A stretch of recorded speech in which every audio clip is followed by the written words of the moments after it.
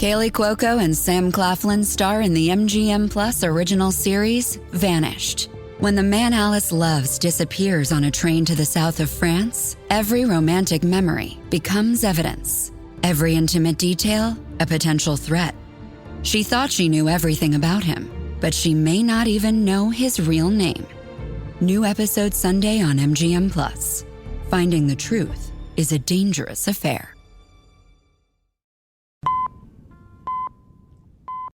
Hola amigos, les tengo un anuncio. Les cuento que Crímenes Bizarros ha sido nominado en los Latin Podcast Awards 2022 y en gran parte eso es gracias a ustedes. Gracias a todos los que nos han acompañado desde el inicio de esta aventura y a quienes se han unido a lo largo de este primer año que estamos próximos a cumplir. Mil gracias. Si nos quieren ayudar con su voto, lo pueden hacer en www.latinpodcastawards.com.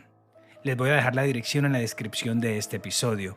Allí deslizan hasta abajo y pueden votar cuando encuentren la casilla de Crímenes Bizarros. De nuevo, mil gracias y les iré contando cómo nos va en la votación.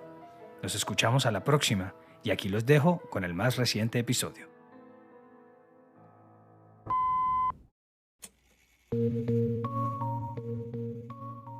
Uno de los reality shows más antiguos de la historia de la televisión es MasterChef. El primer episodio se grabó en el Reino Unido en 1990 gracias a una idea de Fran Rodham y desde entonces se ha televisado de forma casi que ininterrumpida en ese país. Pero su éxito no fue solo en su lugar de origen. En la actualidad, la franquicia MasterChef hace parte del selecto grupo de reality shows con más versiones a nivel internacional de la historia de la televisión y ha llegado a un total de 61 países en todo el mundo, no solo en su formato original, sino también en sus ediciones con celebridades, niños, padres de familia, etc. Como es de imaginar, por sus pantallas han pasado miles de concursantes, de recetas, de risas, de despedidas y, por supuesto, desastres culinarios. Pero alguna vez también se coló un asesino serial británico. Para cuando su episodio salió al aire, en junio de 2014, este ya había cometido varios de sus delitos, pero aún no estaba en la mira de las autoridades. Yo soy Luis Badel y en este episodio de Crímenes Bizarros hablaremos de Stephen Port, a quien luego bautizaron en Inglaterra como el asesino de Grindr. Nadie nos conoce tanto como nuestra familia. Así vivamos lejos, así la comunicación no sea frecuente, así algunos incluso lleven una doble vida, solo ellos y su instinto pueden saber si algo está bien o mal con nuestras vidas. Y el caso de este episodio así lo comprueba. Gracias al trabajo abnegado de las familias de las víctimas, a su insistencia, a su pasión, un asesino serial está tras las rejas para siempre. Porque, por alguna razón, a la policía no le pareció sospechoso encontrar, en un lapso apenas de 16 meses, a 4 jóvenes muertos, todos acomodados post-mortem de la misma manera, sentados contra una pared, con jeringuillas en sus bolsillos y frasquitos con restos de una droga líquida llamada GHB, sin sus teléfonos móviles y en la misma zona del este de Londres. Y cuando digo en la misma zona me refiero a 3 de ellos encontrados en el mismo lugar, un cementerio, y al cuarto apenas a 3 calles de distancia. Así que no es una exageración decir que a una veintena de policías de la tierra que vio nacer las novelas policíacas, que le dio vida a Sherlock Holmes y que inspiró a Agatha Christie, casi se le escapa la tortuga por hacer su trabajo con total indiferencia. Y ya les explicaremos por qué. La temperatura londinense ya empezaba a calentarse dejando atrás los vientos frescos de la primavera. Era el 15 de junio de 2014, día que oficialmente marcaba el comienzo del verano. Ese día a la tarde, Anthony Walgate, un joven de 23 años originario de la localidad de Hull, que se había mudado a Londres para estudiar diseño de modas, recibió un mensaje en su perfil de Sleepy Boy, un sitio web para escorts masculinos al que se había inscrito para ganarse cada tanto un dinero adicional como acompañante. Allí, un hombre al que no conocía le ofreció 800 libras esterlinas, unos $950 de la época, para pasar juntos la noche del 17 de junio. A la final para eso son esas páginas de servicio, así que el joven accedió tras un breve intercambio de mensajes. El lugar de encuentro sería el apartamento 62 del edificio 5970 de la calle Cook en Barking, en el este de la capital británica. Sin embargo, luego de salir para su cita, el joven nunca más regresó a su departamento en Golders Green, a 23 kilómetros de Barking. En horas de la madrugada del viernes 19 de junio, una llamada al 999, la línea de servicio para emergencias del Reino Unido, sería la segunda pieza del rompecabezas. Emergency ambulance, what's the address of the emergency? Cook Street, there's a young boy who got his caps outside. Outside of which number? 47, 58, I think. What area? Barking. 999 ambulancia, ¿cuál es la dirección de la emergencia? Yeah. Calle Cook. Acá hay un jovencito, parece que ha colapsado acá afuera. ¿Afuera de qué número? 4758, creo. ¿Qué área? Barking. 47 de la calle Cook. Sí, parece que colapsó, que le dio una convulsión o algo así, o de pronto solo está borracho. Cuando llegaron los paramédicos, encontraron a Anthony sentado, recostado sobre la pared de ladrillos al lado de la puerta de entrada al edificio. Parecía que se había quedado dormido. Tenía la espalda pegada a la pared y sus piernas estiradas. A su lado tenía su mochila con algo de ropa y en uno de sus bolsillos laterales encontraron una botellita pequeña de vidrio, de ese vidrio café de los medicamentos de antaño, con un líquido transparente, ligero como el agua que tras varios análisis se comprobó después que era una sustancia llamada GHB, o más conocida como la droga de la violación. El primer diagnóstico fue que Anthony había muerto de sobredosis. Acá cabe explicar que según el Servicio Administrativo de Abuso de Sustancias y Salud Mental de los Estados Unidos, el GHB o ácido gamma hidroxibutirato es un medicamento depresor que ralentiza la comunicación entre el cuerpo y el cerebro, haciendo que no haya un control total de los movimientos y la conciencia. En la calle se le conoce con el nombre de Rufis, Wolfis, Valium mexicano, Rochas, Forget Me Pill, éxtasis líquido, entre otras, pero principalmente GHB. Una droga que, al menos en el Reino Unido y en los Estados Unidos, varias estadísticas relacionan con los hombres homosexuales y bisexuales. Así que al hacer el primer rastrillaje del caso y confirmar que Anthony a veces era un escort masculino, más el hallazgo de la droga en su organismo, para la policía de Barking y Dagenham, el caso parecía estar cerrándose. Sin embargo, quedaba algo en el tintero y era saber quién había hecho la llamada al servicio de emergencia. Es entonces cuando conocen que se trató de Stephen Port, un hombre de 40 años, chef de profesión, y que afirmó estar llegando de su turno nocturno de trabajo cuando descubrió el cuerpo del muchacho en el portal del edificio. A primera instancia, le creyeron su versión, el buen vecino que alertaba a las autoridades. Pero después, a medida que profundizaban en el peritaje, encontraron que Anthony ocasionalmente trabajaba como escort y que Port había sido el cliente en cuestión de esa noche, el que lo había contactado en la mencionada página Sleepy Boy. Así las cosas, el 26 de junio Stephen Port fue arrestado bajo el cargo de entorpecimiento del curso de la justicia, obstrucción a la justicia, ya que había mentido sobre cómo había conocido al chico. Al verse arrinconado, Port admitió que había encontrado a Anthony en la web de acompañantes y que se habían reunido a la mitad de la noche en la estación de Barking, un punto donde confluyen servicios de buses, trenes nacionales, así como las líneas del Underground y del Overground del metro londinense. También dijo que la víctima había tomado drogas y que luego habían tenido relaciones sexuales consensuadas. Según su testimonio, Anthony había decidido quedarse la noche y pues él no le vio ningún problema. Así que a la mañana siguiente, es decir, la del 18, Port se fue a trabajar sin despertar al joven, y fue cuando volvió horas después que vio que éste seguía durmiendo, y solo se dio cuenta de su estado cuando se metió a la cama de nuevo y encontró que estaba frío y rígido. Entonces, en vez de reaccionar como diría la lógica, sin pensarlo dos veces, lo sacó de su apartamento y lo arrastró hasta la puerta principal del edificio. Solo hasta entonces fue cuando hizo la llamada al 999. El tema fue que pese a ser arrestado, Port quedó libre de inmediato tras pagar una fianza y quedó a la espera de su aparición en la corte, que quedó fijada para el 15 de enero del año 2015. Hasta cierto punto la policía solo le reprendió por el hecho de haberles mentido sobre su relación con Anthony y dio por sentado el caso. Un chico homosexual que murió accidentalmente por sobredosis tras inyectarse una droga muy común en la población homosexual masculina. Y tal vez bajo esa racional fue que no se les ocurrió investigar un poco más a Port, o su estilo de vida, o siquiera su computador. y solo con la mancilla de ese caso abierto, el chef continuó con su vida con total normalidad. Para Sarah Sack, la madre de Anthony, el caso no tenía nada de normal. ¿Cómo así que no hay sospechoso? La gente no se desploma así nomás en la mitad de la calle. Ustedes tienen que encontrar su teléfono móvil. No me iré a ningún lado y no me voy a callar. Anthony fue asesinado. Por su parte, su padre, Thomas Walgate, le diría al Canal 4: Who the hell drags a body out of a flat, a dead body, and then goes and gets back in bed? What normal person would do that? ¿Cómo es que alguien arrastra el cuerpo sin vida de alguien, lo deja en la puerta y vuelve a la cama a dormir como si nada? ¿Qué clase de persona normal hace eso? A menos que, obviamente, no se trate de una persona normal.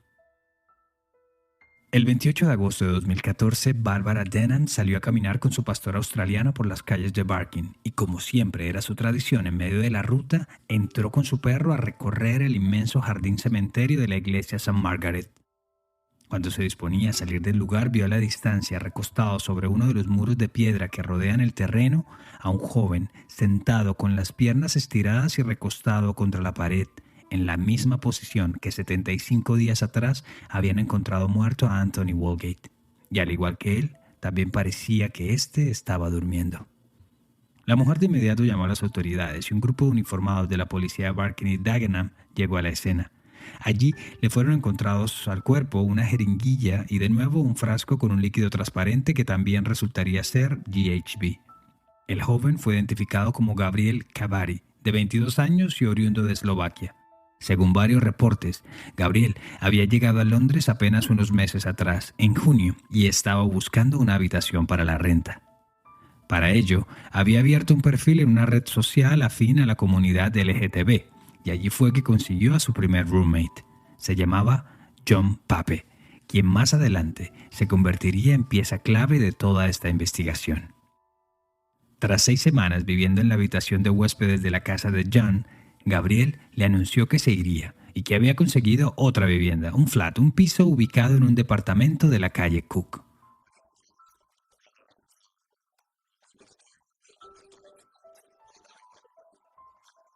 Yo nunca indagué o quise saber qué hacía o a quién iba a conocer. Y ahí fue que se contactó con este hombre. Mi mayor arrepentimiento es no haberle preguntado más al respecto, dijo Pape a la BBC. Lo cierto es que el 23 de agosto Gabriel realizó su mudanza y, oh sorpresa, su nuevo roommate resultó ser Stephen Port. Gabriel les había dicho a varios de sus amigos que él no estaba atraído físicamente hacia Port, pero que estaba feliz por haber conseguido ese lugar, ya que no le iba a cobrar nada y lo dejaría dormir gratis en el sofá. Pero por la cabeza de Port pasaban otras cosas. Ryan Edwards, vecino y amigo de Port, recordó en Televisión Nacional cuando Port lo contactó y le habló sobre Gabriel.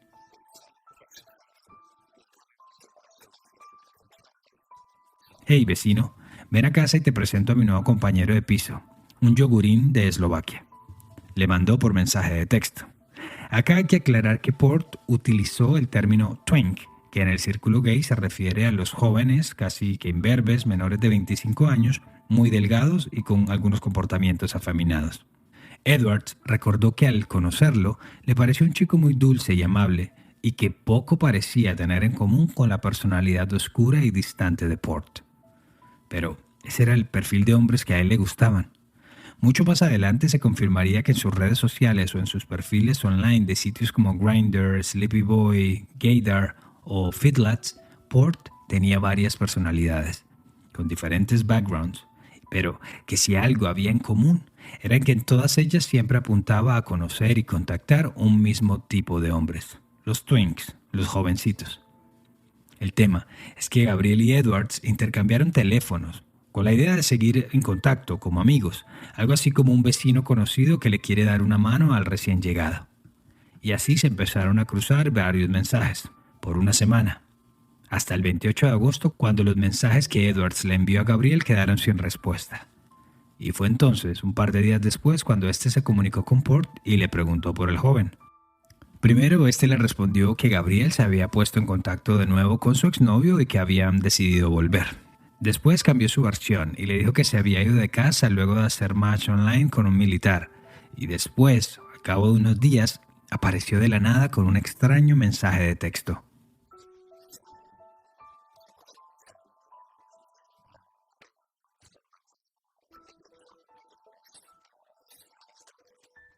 Hola vecino, me enteré que Gabriel ha vuelto a Eslovaquia y que al parecer se contagió de una enfermedad desconocida y ha fallecido. Por favor, no vayas a publicar nada de esto en las redes, ya que sus amigos y familiares están bastante atormentados con la noticia. Aunque extraño y todo, Edwards lo dejó así, y solo se enteraría días después que Gabriel en realidad había muerto, y que su cuerpo había sido encontrado en el cementerio de St. Margaret, a escasas cuadras de su casa y de la de Stephen Port. Fue entonces cuando decidió pasarle a la policía todos sus mensajes de texto, con Port y con Gabriel, pero aún así la policía no hizo nada. La investigación nunca se movió en esa dirección y pese a las similitudes con el primer caso, a que los dos muertos habían tenido una relación con Steven y peor aún, a que éste estaba bajo fianza, la policía nunca indagó a Stephen Port por la muerte de Gabriel. Y así pasaron los días y las semanas. Y como si se tratara de una tenebrosa versión del Día de la Marmota, el 20 de septiembre de 2014, Barbara Denham y su pastor australiano volvieron a caminar por el cementerio de St. Margaret y a hacer otro terrible descubrimiento.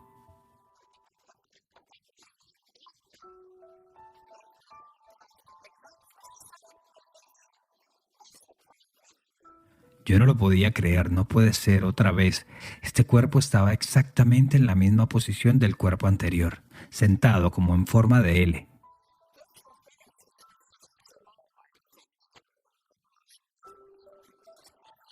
No sé, a mí me pareció ya muy sospechoso a mi forma de ver. Bueno, a cualquiera le hubiera parecido sospechoso, le dijo la mujer a la BBC en un especial sobre el caso. Pero no, a la policía de Barking y Dagenham no le pareció nada sospechoso. 3 jóvenes gays muertos por sobredosis de GHB encontrados en la misma zona en menos de 4 meses. Pero no, curiosamente, no encontraron ninguna relación entre ellos. Eso sí, su investigación los llevó a identificar a la tercera víctima como Daniel Whitworth, de 21 años y oriundo de Kent, un joven chef que había llegado a Londres y que trabajaba en restaurantes de sectores afluentes como One Moorgate Place y Canary Wharf. Pese a tener una pareja estable, Daniel era muy activo en las páginas para citas y fue en una de ellas, llamada Fitlads, algo así como chicos atléticos, en la que conoció y empezó a comunicarse con Stephen Port, específicamente el 18 de agosto. En un mensaje del 3 de septiembre, Port, quien se hacía llamar Shai Honey, le dijo a Daniel lo siguiente. Podríamos ir a tomar un café o una cerveza por acá, por la casa, antes de que vayamos a cenar. Así me conoces un poco y te das cuenta que no soy ningún psicópata, le dijo Port. Finalmente el encuentro se dio la noche del 19 de septiembre. Daniel llegó al área de Barking y apenas unas horas después la mañana lo encontró sin vida sentado en el piso, recostado sobre un muro del cementerio. Además de hallarle los ya tradicionales tarritos con líquido transparente y las jeringuillas, esta vez la víctima tenía en su mano izquierda una carta escrita a mano y parecía ser una nota de despedida. En ella explicaba que él tenía una relación con Gabriel Cavari, la anterior víctima, con quien solía consumir GHB, y que la última vez accidentalmente se les había ido la mano en una noche de descontrol y por ello la sobredosis. El dolor y el remordimiento fueron tales que decidió quitarse la vida de la misma forma. Y esa fue al menos la hipótesis oficial. Pero para Adam y Mandy Whitworth, los padres de Daniel, esa explicación no tenía ningún sentido. Ellos conocían muy bien a su hijo y sabían que era un chico que le estaba yendo bien profesionalmente, que estaba feliz, que estaba animado, ya que hablaba bastante con ellos y parecía tener toda su vida por delante. Mandy recordó que cuando los policías llegaron a su casa se quitaron el sombrero, tan pronto ellos abrieron la puerta. Y fue entonces cuando los Whitworth se temieron lo peor. Quitarse el sombrero era esa señal intrínseca de quienes son portadores de malas noticias.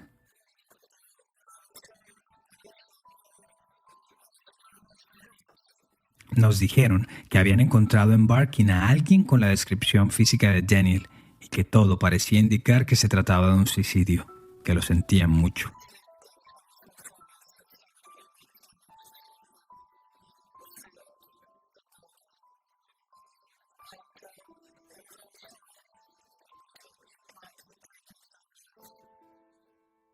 Un patólogo posteriormente encontraría que Daniel tenía magulladuras y restos de sangre bajo sus brazos, en las axilas y en su torso, que dejaban entrever que el cuerpo había sido cargado, movido. Pese a esto, para la policía, de nuevo, no había mucho más que investigar. Todo estaba escrito. Otro joven gay muerto por sobredosis de GHB. Sin embargo, hubo un par de detalles bastante llamativos de la supuesta carta de despedida. Una, que había cierta impersonalidad en su relato, que no quedaba claro a quién iba dirigida ya que no mencionaba ningún nombre. Y dos, que en algún punto decía que todo lo que le había pasado había sido su responsabilidad y que, por favor, no investigaran ni indagaran al hombre con el que había pasado la noche anterior, que solo se habían encontrado para tener sexo y que éste no tenía ni idea de sus planes. Y ahí vamos, si los investigadores hubiesen sido acuciosos con su trabajo, habrían podido comprobar fácilmente que dicho hombre era, ni más ni menos, Stephen Port. John Pape, el roommate de la segunda víctima de Gabriel Cavari, ya lo tenía en su lista de sospechosos en la investigación casera que estaba adelantando, y había llegado a la conclusión que Port era el único elemento en común en las historias de los 3 jóvenes fallecidos en Barking. Y así se fue con sus investigaciones y hallazgos para donde la policía, quienes lo despacharon sin escucharlo, ya que simplemente no era familiar de ninguna de las víctimas. Pero en vez de quedarse atado de manos, contactó a Pink News, una página web con noticias para la comunidad LGTB, y a Gallup, un grupo de apoyo para este colectivo, que podrían tener cierta influencia con la Policía Metropolitana de Londres.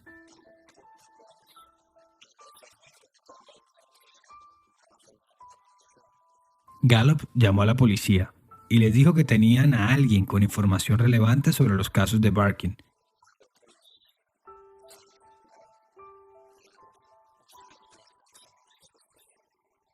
Que si les interesaba hablar con él, y la policía les dijo que no, y les insistió que esas muertes no eran consideradas sospechosas.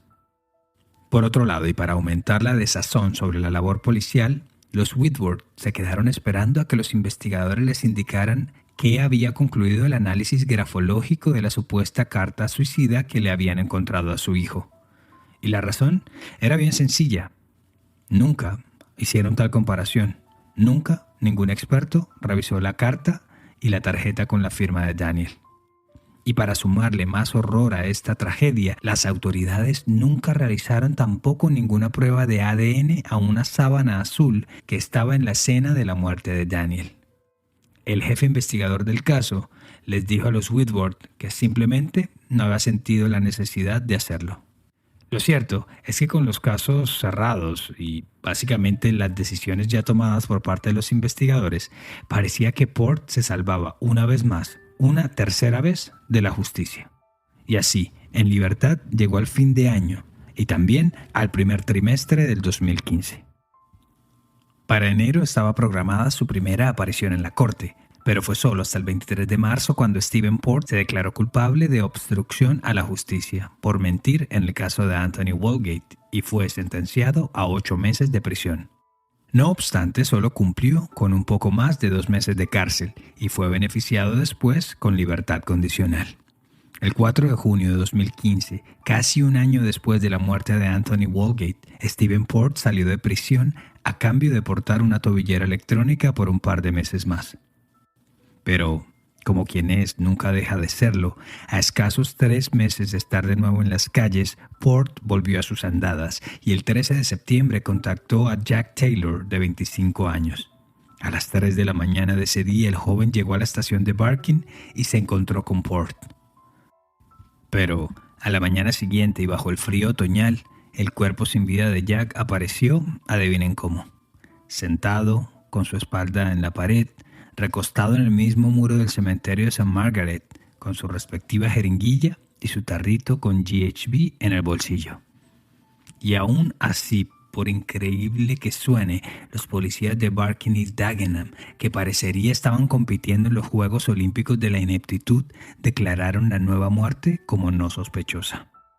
Algo parecía indicarles que era normal para algunas personas ir a inyectarse en un cementerio a la mitad de la noche y morir de sobredosis. Pero acá es cuando cometieron un grave descuido. Y es que Jack, Un hombre que trabajaba en una bodega como operario de una máquina elevadora y cuyo sueño era convertirse justamente en policía, era muy unido a sus dos hermanas mayores, Donna y Jenny, y a sus padres, Janet y Colin. Así que ni por un segundo creyeron esa teoría de que Jack había muerto por una sobredosis de drogas. Él estaba totalmente en contra de las drogas. No era lo suyo. No era su escena.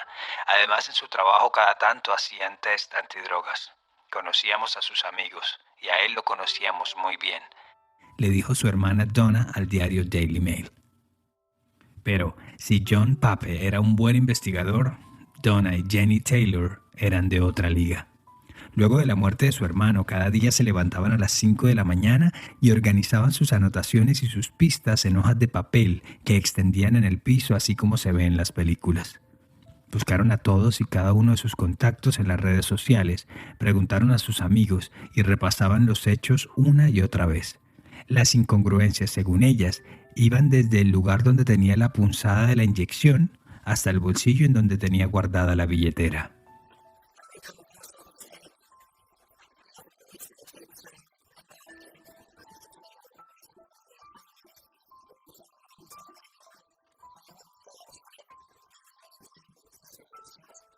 Encontramos los casos de los otros chicos de Barking y todos ellos en la misma edad, en sus 20s, muertos por la misma droga, por GHB. Realmente que nos pareció todo muy sospechoso, le dijo Donna a la televisión local. Las dos mujeres fueron súper insistentes con la policía. Les llamaban a todo momento, les mostraban sus pruebas y tal vez por su constancia fue que los investigadores del caso accedieron a mostrarle las pruebas que ellos habían recopilado. También el lugar donde habían encontrado el cuerpo de Jack, así como los resultados de la autopsia.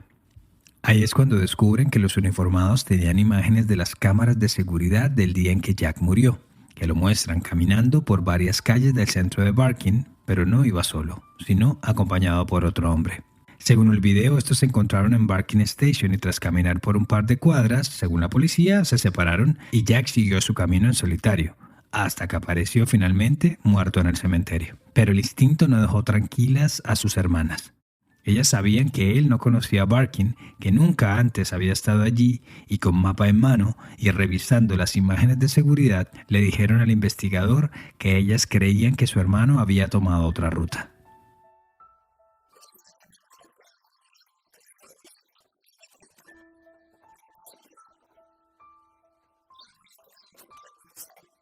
Preguntamos una y otra vez. ¿Pudo haber girado a la izquierda? ¿De pronto habría tomado otro camino? Y ellos nos aseguraron que no. Luego, un sargento fue a revisar, fue a investigar, a dar un vistazo y lo vio todo de nuevo. Y a la final les dio la razón. Así que ahí se encontraron nuevas imágenes de Jack y su acompañante, un poco más claras. En un principio, los uniformados estaban un poco reacios a mostrar las imágenes públicamente, ya que no lo consideraban sospechoso. Pero de nuevo, tras la presión familiar, las liberaron y las mostraron por todos los medios de comunicación. Estos lo llamaron el testigo clave, el que permitiría saber qué había pasado con Jack Taylor. Así las cosas, el 15 de octubre de 2015, es decir, un mes después del hallazgo del joven, la policía misteriosamente pudo unir todos los puntos de todos los casos. Ese día, Stephen Port, de 41 años, fue detenido nuevamente por la policía, pero esa vez por un comando especial de la Metropolitana de Londres. Fue arrestado con 4 cargos de violación, homicidio y administración de sustancias venenosas por las muertes de Anthony Walgate, Gabriel Cavari, Daniel Whitworth y Jack Taylor. No obstante, durante la interrogación, Stephen Port negó todas las acusaciones y quedó un poco en evidencia al mezclar los nombres de sus víctimas y al narrar la supuesta existencia de una fiesta sexual. Gabriel Cavari or Gabriel Klein. No, I didn't. So, were you involved in administering any drugs or poisons or noxious substances to him? No, I don't administer drugs to anyone or give drugs to anyone. No tuve nada que ver con la muerte de Gabriel o con la administración de drogas. Lo conocí en una fiesta, pero él era quien estaba consumiendo. Y cuando le mostraron las fotos de sus víctimas, las miraba con detalle y respondía que no las reconocía. Durante el juicio, se conoció que Port era asiduo a las redes sociales y a las páginas de citas para homosexuales, que tenía varios perfiles con historias diferentes y que siempre usaba para presumir sus fotos de cuando era más joven, en busca también de amantes jóvenes. Su historial de internet también dejaba ver un poco de su mente retorcida. You're searching for boy drugged rape. Why is that? No, just generally looking for just general porn. That's not general porn, Stephen, is it? En internet tienes búsquedas de boy, drug and rape, chicos, drogas y violación. Sí, pero eso es porno. Eso no es porno, Steven, ¿verdad que no? También el juicio dejaría ver que era retraído, que en el mundo real le costaba bastante establecer relaciones y que solo con la libertad que le permitía el internet se sentía seguro de sí mismo para conseguir amantes. Llamó la atención también que Port, a diferencia de otros agresores sexuales, sí tuvo una buena infancia y una adolescencia tranquila y que nunca dio muestras de que algo estuviera mal con él. Simplemente pareciera que un día se le desató la locura. Locura que no solo se tradujo en quitarle la vida a 4 personas. Durante el juicio empezaron a llegar más historias de sobrevivientes, de otros hombres a quienes Port no alcanzó a asesinar. Y así fue que se le sumaron 6 cargos más de administrar veneno, 7 más por violación y 4 más por asalto sexual.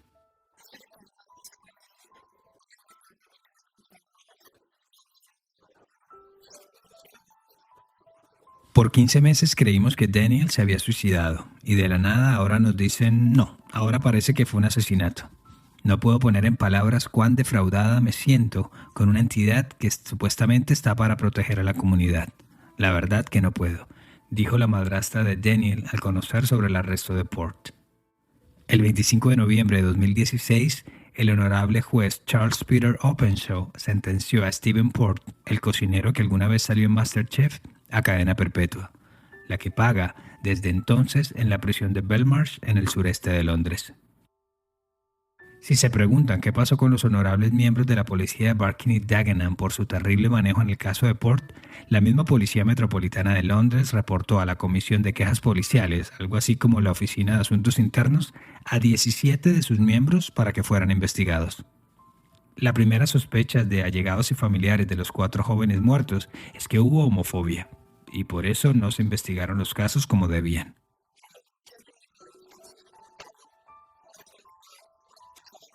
Creo que si Anthony hubiera sido una chica, ellos hubieran hecho mucho más, muchísimo más, dijo la madre de Anthony Walgate a la BBC.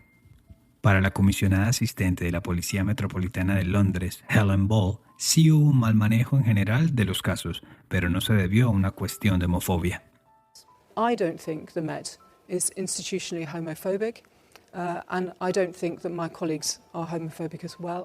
Yo no creo que la Policía Metropolitana sea homofóbica o que mis colegas lo sean. It was a range of different mistakes, leads that weren't followed. Sí hubo una cadena de diferentes errores, pistas que no fueron seguidas y conjeturas que no se sacaran, dijo la funcionaria en noviembre pasado cuando aún seguían las investigaciones internas. Lo cierto es que a día de hoy nada ha pasado con los policías que atendieron los casos de Barking.